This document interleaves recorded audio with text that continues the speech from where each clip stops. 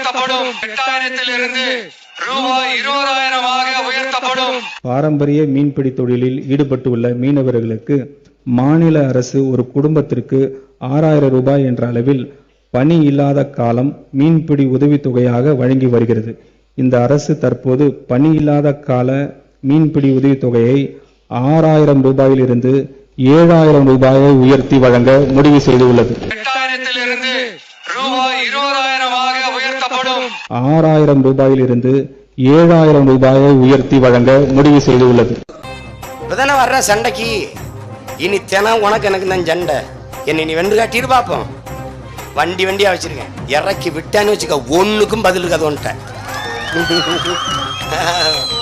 நீ நினைச்சுக்கிட்டு இருக்க நீ.